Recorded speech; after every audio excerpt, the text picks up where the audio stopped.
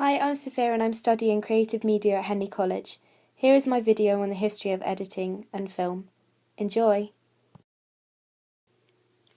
In 1827, the first still photograph was taken. It was taken by Claude Niepce using a glass plate technique. The picture was the view of Les Graces from a window and took nearly 8 hours to expose.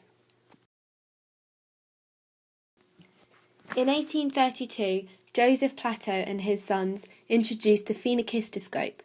The phenakistoscope was one of the more successful illusion toys, unlike others around at this point. The pictures on one disc viewed through slots in the other. They seemed to move when the two were spun and looked at it in a mirror. This is what it looked like and how people viewed it. 2 years later, in 1834, William George Horner introduced another illusion toy. He called it the zoetrope. The zoetrope was very similar to the phenakistoscope, but instead of using discs, the pictures and slots were combined in a rotating drum. 33 years later, after the invention, they were widely sold. Henry Fox Talbot made an important advancement in photograph production by introducing negatives on paper instead of glass in 1839.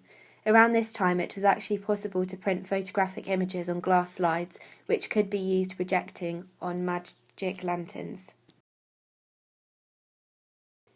In 1878, Edward Muybridges wanted to prove to people that when a horse galloped, it took all 4 feet off the ground. So Muybridges set up 12 cameras with tripwires connected to their shutters, while each camera took a picture when the horse tripped its wire. Muybridge then developed a projector to present his finding by adapting Horne's zoetrope into something which he called zoopraxinoscope.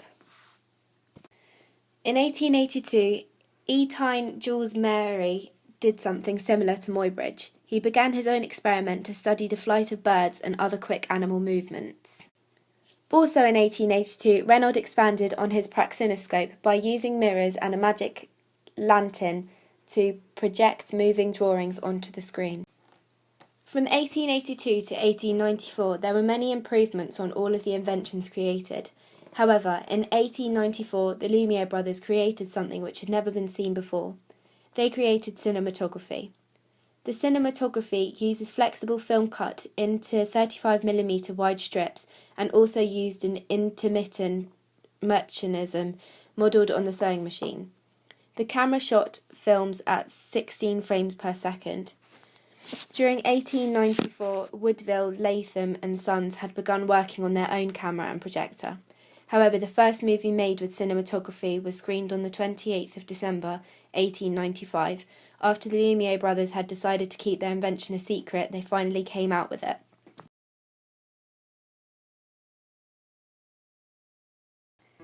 In January 1896, Burt Akers presented a selection of his films to the Royal Photographic Society. These films included the famous Rough Sea at Dover. Soon after, projected films were shown there more often. Also in 1896, the Lumiere brothers sent out a representative from their company to London and started a successful run of the cinematography films. In 1897, the American Mutoscope Company became the most well-known and popular film company in America. The mutoscope, invented by Herman Kassler, was seen to be better and more reliable than the kinetoscope, which was made by the Lumiere brothers. In 1899, the American Mutoscope Company changed its name to the American Mutoscope and Biograph Company. George Méliès produced his Voyage to the Moon, which consisted of a 15-minute epic fantasy parodying the writings of Jules Verne and H.G. Wells.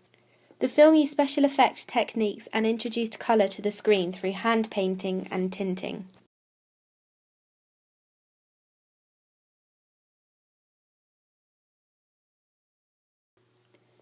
In 1903, the American Mutoscope and Biograph Company began making films in 35mm format instead of using 70mm.